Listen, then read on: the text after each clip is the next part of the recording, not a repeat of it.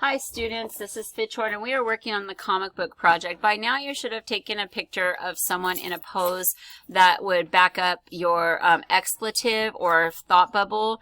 In this case, no, I did not take a picture of Harry Styles. I found one off the internet, but I'm hoping it's high enough quality to use.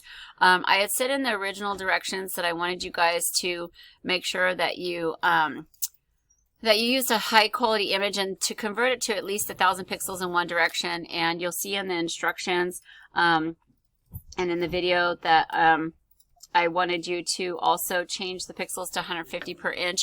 But if you want a higher quality, some people really struggled with the pixelation and they didn't like that. So when you go up to image and you check your image size, you'll notice that I've got the size of the document or the photo by inches and the resolution 150. If you want it to be higher quality, you're going to have to go ahead and up the size or up the pixel resolution to 300.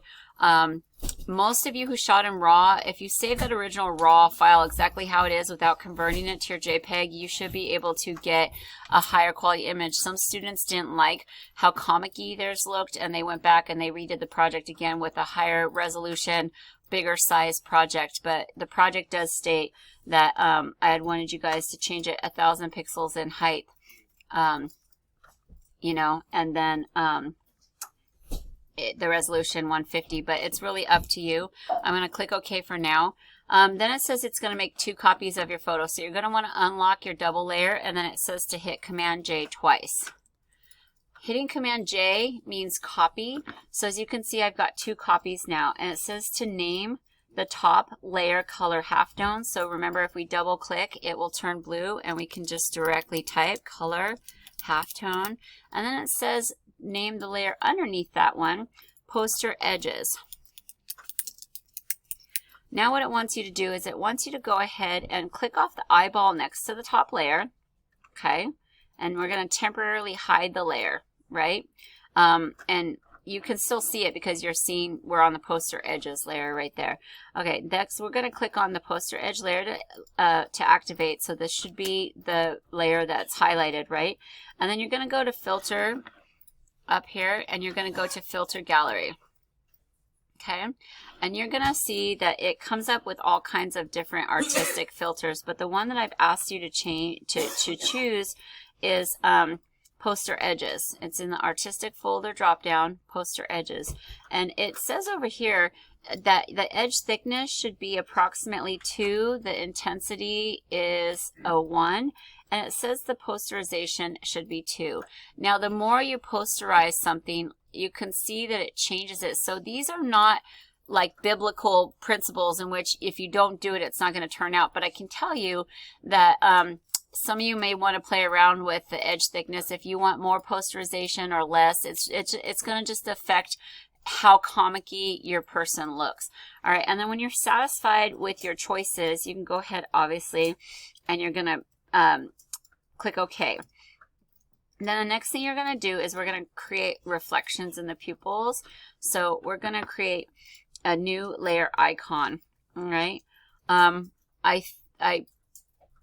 think that there's a couple different ways in which you can do this. One of the ways in which you can do this is you can either click on the new layer icon, zoom into the eyes, press Z to open the zoom tool, and drag. So let's go ahead and follow that direction. So I'm on this layer. I'm going to go ahead and click the new layer icon right here. It's down here. It's the plus symbol. Right, and we're going to name this, I believe, eyeballs.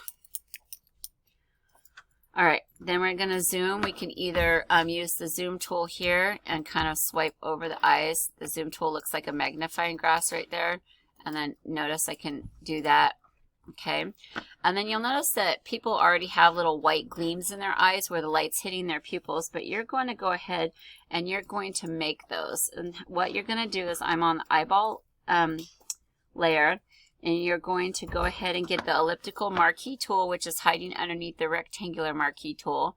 You'll see it right there. And you're going to go to the center of the highlight of the pupil. You're going to kind of drag out. Okay, you'll see, let me zoom in even more so you can see what's going on. So you've got like a little circle right there, right? And then you're going to hold down Shift Alt or Shift Option on a Mac as you drag out the circular section to constrain it. And now we're going to fill it with white.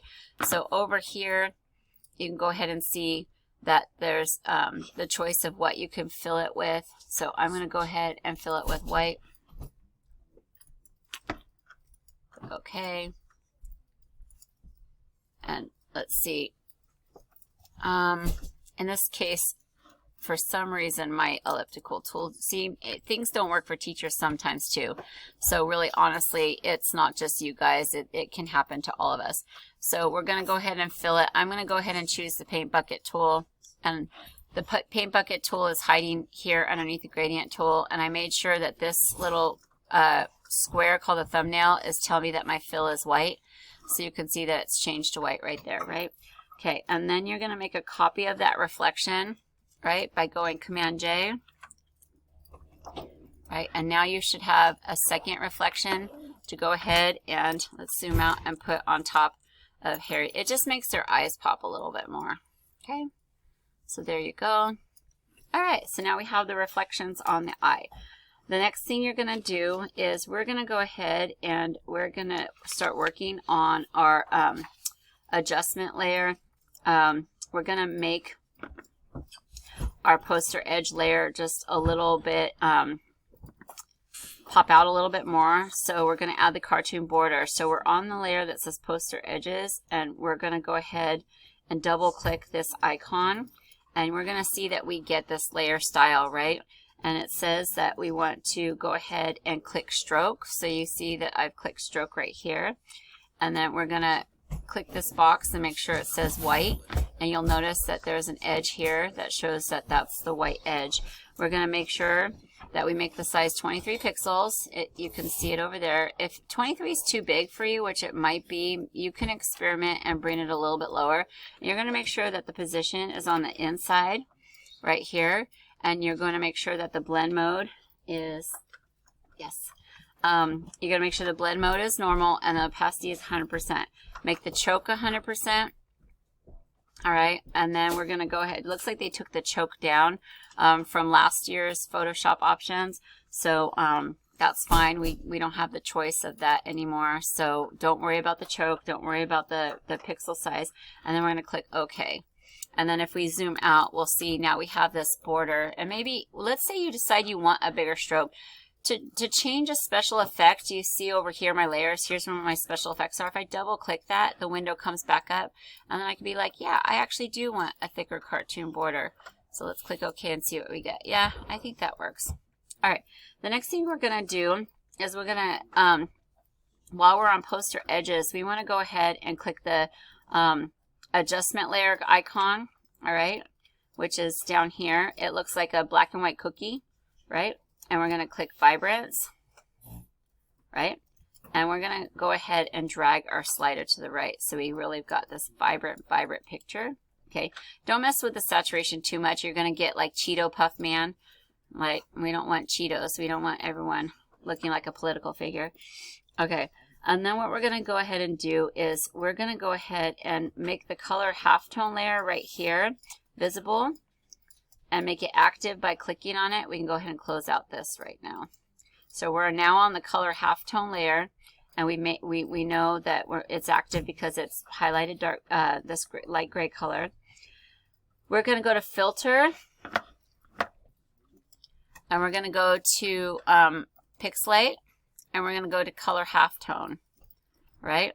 And it says in the tutorial directions that I gave you that you're going to make the radius about 6 pixels. Now, you can play with that. Some of you guys had giant halftone bubbles because your pixels were too big for your picture. I would go and look and see what you get, and then go back and change it by going Command Z if you don't like how the pixels show up as halftone circles. So let's go ahead and continue. We've got the pixels at 6. The screen angles are at a default amount, so keep them that. And then we're going to go ahead and click OK. Right, and so mine are okay, but now we're going to change the blend mode right here to soft light. So I'm going to go down to soft light right there. And I like my pixels. They're not too big, but just to show you what happens if you choose a different pixel halftone. So I'm on the layer, right, and I go Filter, and we go pixelate. We're going to go color halftone. Watch this. This time I'm going to try 10 pixels and see what happens. Do you see how the circles got bigger? So like it really depends on how many pixels in your color halftone. I was telling another student who didn't like their project to just go in and change the pixel halftones and play around with the radius. All right, so now we're going to click a new layer called Talk Bubble. So I got a new layer. I'm going to name it Talk Bubbles, Talk Bubbles, Talk Bubbles, Bublicas. What's Bublica? All right, Talk Bubbles, right? Now, the instructions have changed since last year, so pay attention. You guys will find your Talk Bubbles in your custom shape tool right here. Some of you, I'm going to show you if you can't find them here, what to do.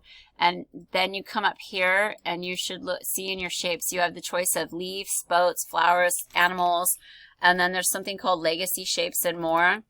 And underneath the legacy default shapes, if you scroll down further, you're going to go ahead and see Talk Bubbles. And when I arrow down, there's all my Talk Bubble choices. Now, if somebody's mouth is open, I would do Talk Bubble. If their mouth is closed, I would do a Thought Bubble. I'm going to do a Thought Bubble because his mouth is closed. So I selected that, and all I have to do is left click and drag it over, and then click down. This will decide how our custom shape shows up.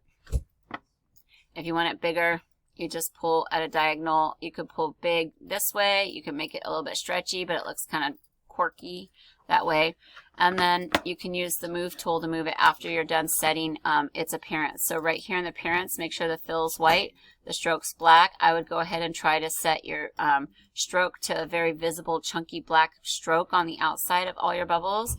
All right, and then when you are satisfied with the size of it and everything, you can click OK, or hit return, I should say, and then you move it where you want to move it. Now let's say you move it and you want it a little bit bigger. You have to go up to your edit, go to free transform, and then you can go ahead and make it a little bit bigger, right, or smaller if you need to.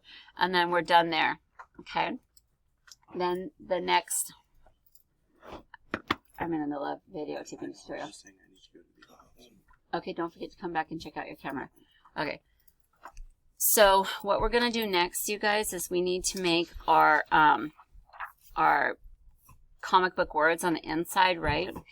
So we're going to add our text. So I'm going to go ahead and I would normally tell you to click the text tool and start typing, but you probably don't have comic book fonts loaded up in your font book. So what you want to do is you want to go to dafont.com.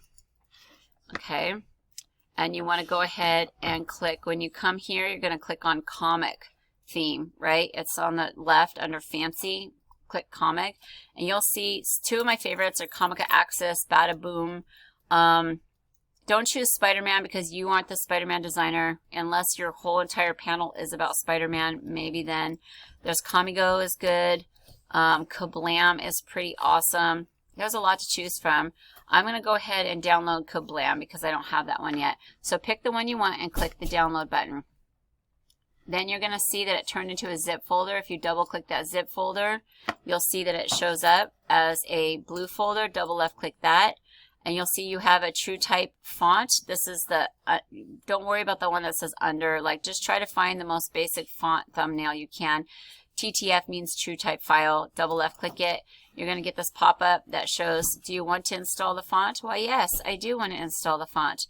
And then you're going to find it in your font book as whatever the name of the font is. Mine was Kablam, so I went alphabetically down the alphabet, and there it is. Once you see it here, this means it's in Photoshop already, right? So we're going to close these out. We're going to go back to our project in Photoshop. And then I'm going to go ahead and use my text tool by clicking on the T and make sure it's horizontal type tool. And I'm going to type the words Kablam.